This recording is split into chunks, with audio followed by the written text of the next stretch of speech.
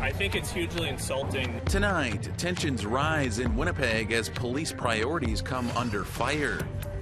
That's one of the biggest issues that we have. It's like industry, it seems to, from what I've seen, the industry has a direct influence on how DFO regulates our fisheries. Plus, the new minister in charge of fisheries is viewed with some skepticism. It bothers me to see another a colonial figure who subjugated the native people of this hemisphere be celebrated with statues and street names. And a Montreal man sets out to decolonize a city street name.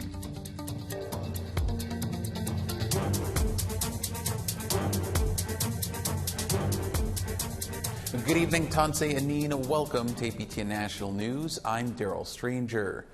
Axes are in full swing as the World Police and Fire Games are held in Winnipeg this week. Thousands of first responders from roughly 70 countries will compete in various sports to show off their abilities. But as the competitions go on, tensions with the city's own police and residents continue amid calls to search the landfills for the remains of Indigenous women. Sav Jonesa has more. Protests against police hit a peak this week. They're feeling the heat this summer as tensions rage on over police priorities. Search landfills for the remains of Indigenous women, or host an international sport competition for first responders. I think it's hugely insulting. Daniel Friesen of Winnipeg Police Cause Harm says if they would listen to community, the answer is clear: search the landfill. Our elected officials are choosing to spend millions of dollars on this celebration of carceral violence, of policing, when there's so many community needs, clear asks that are being unmet, like searching the landfill. The group staged a mass bike ride on Friday to protest the World Police and Fire Games. According to Mike Edwards, COO for the Games, they are about bringing people together. While we recognize and understand the pain and everything that is going on and is being felt in the province of Manitoba, we do believe that the spirit of collaboration that we have been able to develop brings a lot more positive and brings the two communities together. But Friesen says the roots are racist. He says the first games took place in California in 1967 during mass tensions with Black liberation and anti-war movements. That's very much the spirit of the games when you intertwine, policing into any other kind of thing. Police bring violence with them. That's their job, to bring violence and to coerce people. And so that spirit, of course, is going to be carried with the games. I don't think that's something we should be putting public money towards. On Sunday, the Assembly of Manitoba Chiefs protested the opening ceremonies of the Games. Camp Mercedes is a nearby memorial camp set up alongside the ceremonies. The conflict is clear. While the province and city have funded millions towards the Games, they have promised $0 to the landfill search. The provincial government refuses to look into further possibilities, while the city agrees the search should go forth despite no financial help. Through influencers on TikTok and outspoken leaders in Indigenous politics, calls for searching the landfill have come from across the country. If we're an Indigenous person and we're in these positions, this is what we have to do. We have to break rules. We have to push boundaries. And so we're here today to come show our love and support for the families who have set up here so diligently and have to mourn so publicly. For Cambria Harris, the daughter of one woman believed to lay in a landfill, there is no other option than to search. We're not asking, we are telling you that this needs to be done. You will search the landfill, and if you will not, you will hand me the shovel and you will hand me the hazmat suits myself, and our community will go in there and retrieve our woman. Protesters let it be known last week that their eyes are still on the police and their inaction as they defaced police headquarters on Tuesday, pressuring them to do something. Now, as more than 8,000 athletes and family members relax in Athletes Village at the city's Forks site, Camp Mercedes mourns, and the women in the landfill are not forgotten. Sav Jonesa, APTN National News, Winnipeg. Now, APTN News reached out to the WPFG on allegations of racism at the roots of the event, and we are awaiting a response. We reached out to the city, the province, and the Winnipeg police. Police could not make anyone available for an interview. The city acknowledged the request, and the province has not yet answered. And for more on this, we are now joined by Cambria Harris, joining us from Camp Morgan at the Brady landfill. Cambria, thank you so much for being here today. You were part of a demonstration Sunday night at the Forks outside of the World Police and Fire Games. Why was it important to take the Search the Landfill's message, to that event? It was important to take it over to that event because back in December, when we found out that my mother had fallen victim to a homicide, as well as 3 other women, we had gathered at Odena Circle to speak about the ongoing injustices that we are currently facing in regards to retrieving our loved ones. Before I went to go speak to Ottawa, and 8 months later, nothing within this fight has changed besides words of affirmation with no further actions to retrieve these women. And with the Winnipeg Police Fire Games going on right now on the same grounds as Camp Mercedes, which is a memorial encampment for one of the women who were believed to be in that landfill, it's a smack in the family's faces. You know, behind the Winnipeg Police Games, there's literally a memorial encampment set up where a grieving mother is sitting there missing her daughter and wanting her to get retrieved from that landfill. And there's people from all around the world coming here to this $9 million event, not knowing what was going on. During the demonstration, people were laughing at us. They were shouting things. There was a water bottle thrown over the fence, as well as just people coming out of that event and coming to ask questions. One of the officers from Poland actually came to stand with us and stood with us for a good amount of time, and I think that in itself was sending a message that, you know, this needs to be talked about and this needs to be acknowledged. If you have a treaty acknowledgement standing at the front of your Winnipeg Police Games, then you need to be respecting the woman. If you have a sacred teepee sitting within there, then you need to start respecting the sacredness of our women as well. And it wouldn't have had to have come to that point had they have just taken action from the very beginning.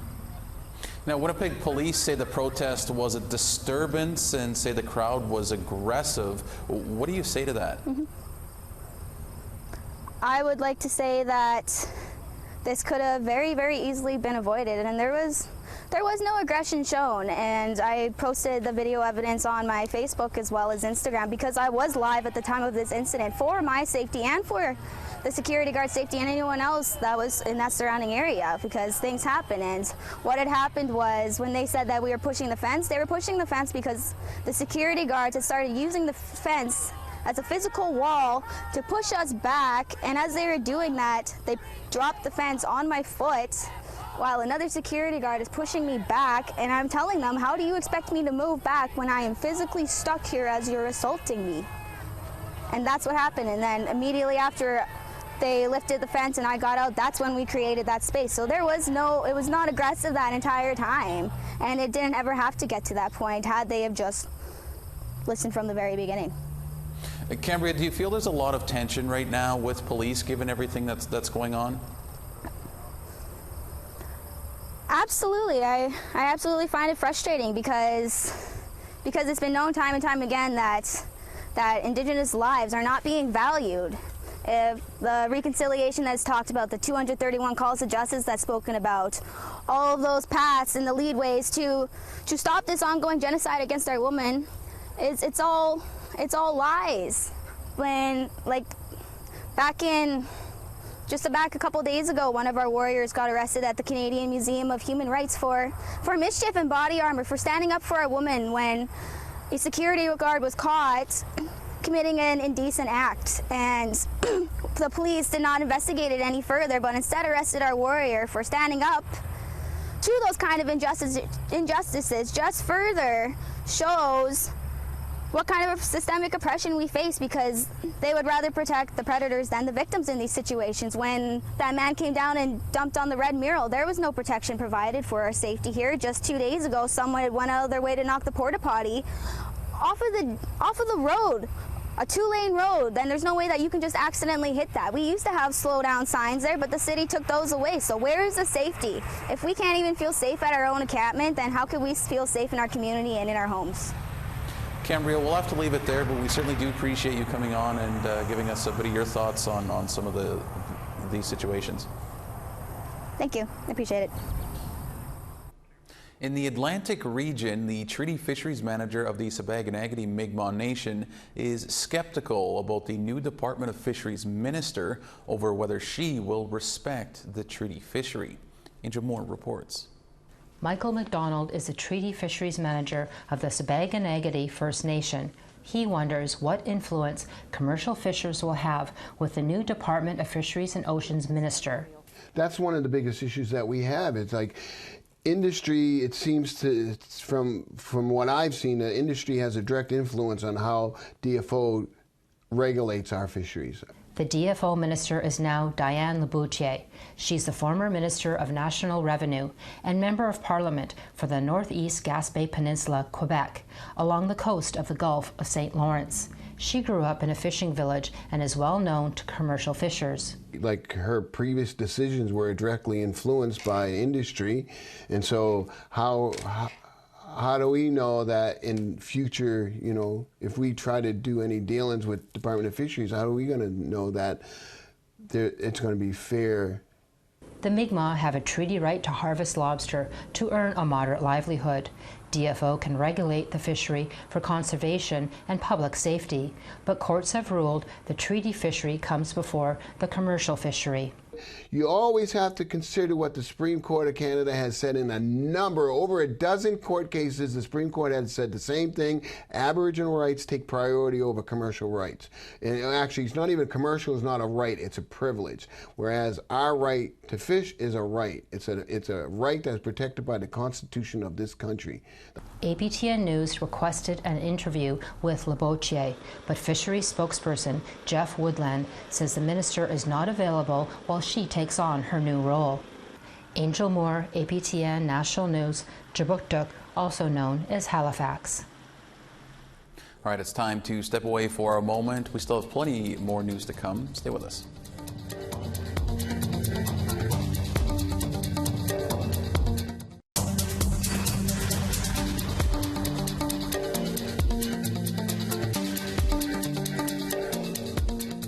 Welcome back to APTN National News. From professional sports teams to streets and statues, removing names of controversial historical figures has been of interest in recent years here in Canada. Most recently, a Montreal man wants the city to rename an avenue commemorating the father of colonialism. Here's Maricela Amador with more. This might seem like an unassuming bust of Christopher Columbus, but This represents rape, slavery, colonialism, brutality. It's really surreal to see this. Concordia University student Ray Coelho started a petition to rename the Christophe Colomb, or Christopher Columbus Avenue in Montreal. His colonial legacy, Coelho says, does not have a place in our society. It bothers me to see another a colonial figure who subjugated the native people of this hemisphere be celebrated with statues and street names. A street name is basically giving them prominence, and I don't think we should give prominence to someone like Christopher Columbus and his legacy. Coelho is campaigning door-to-door using this pamphlet, collecting signatures and educating Montrealers about Columbus's sordid legacy. He currently has about 200 signatures, but is aiming for more. I plan on taking the 1,000 signatures to the city of Montreal and bringing up the issue formally in a council meeting. Changing a name is difficult, but it has been done before. Back in 2019, the city renamed Amherst Street, named for the general who distributed smallpox-infested blankets to Indigenous people.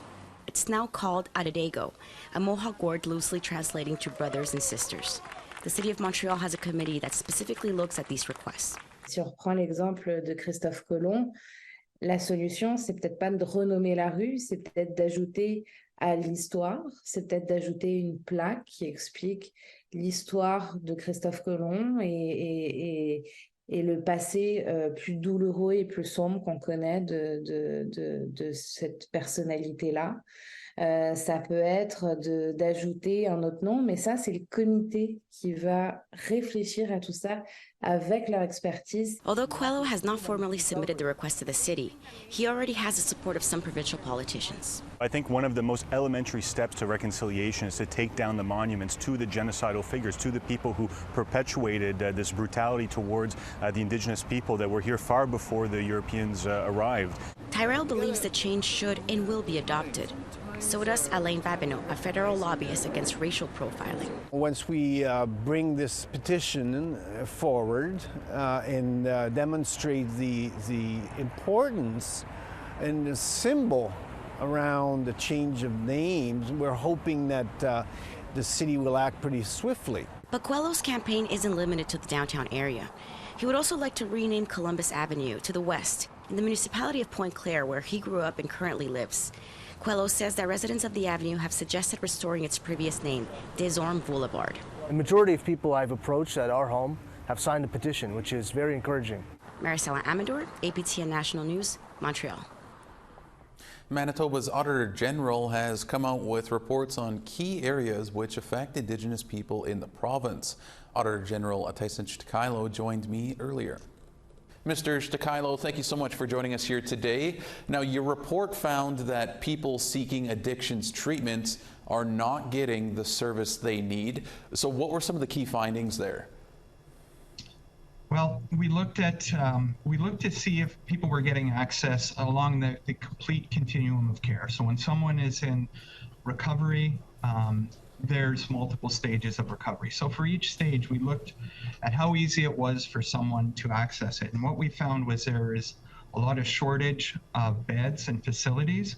And we found particularly in rural and northern areas, there was issues with either transportation or a lack of availability of spaces. Now, court services are also named in the report. Can you walk us through a bit of that section? Sure. In court services, what we looked at was what the Department of Justice does to provide the appropriate tools and resources to the judges in the courts to conduct their judicial process. What we found were a lot of barriers with respect to technology and to staff vacancies. And last one for you here. What changes are you recommending for the protection for persons in care? You mentioned serious and systematic issues. So what's the impact of that? Right. So with respect to that report, we had found that they were using a very, very strict interpretation of the term abuse. So they were concluding in cases where people were harmed that abuse didn't occur because it didn't meet their strict definition of what abuse was. So, probably the main recommendation in the report was that the government revisit the definition of abuse that is in legislation or the interpretation of abuse so that they can make these investigations and come to more reasonable conclusions. All right, Mr. Shtikilo, we'll have to leave it there, but we certainly do appreciate you coming on and giving us a bit of insight into this. My pleasure. Thank you. All right, we do need to take one more commercial break here on the show. Stay with us. Our photo of the day and weather are next.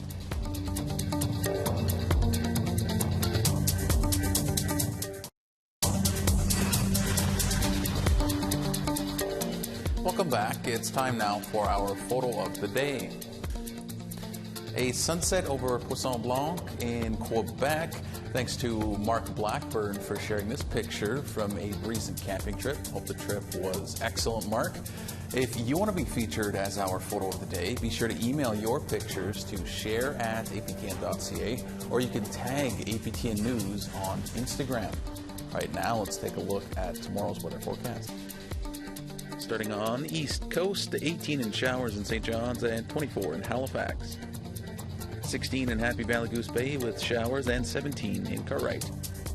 22 in a mix of sun and cloud in Quebec City and 22 in Montreal. Some showers and 24 in Toronto and 23 in North Bay. 23 degrees in Timmins and 22 in Thunder Bay. Some showers and 21 in Churchill and 24 in Thompson. 27 in showers in Barons River and 27 in showers in Winnipeg. 32 degrees in Swift Current and 29 in North Battleford. 26 and rain in Buffalo Narrows and rain in 22 in Stony Rapids. As we continue west, at 19 in showers in Fort Chippewa and 24 in showers in Peace River. Some rain in 25 in Edmonton and 30 degrees in Lethbridge. Clear and 22 in Vancouver and 18 in Bella Coola. 17 in showers in Prince Rupert and 18 with some rain in Fort Nelson. 21 degrees with rain in Whitehorse and 25 in Dawson. 25 in a mix of sun and cloud in Norman Wells and 25 in Wrigley. 26 degrees in Inuvik and 25 in Colville Lake. Clear and 23 in Baker Lake and 18 in Clear in Cambridge Bay. 17 degrees in Iqaluit and 9 degrees in Iqaluit.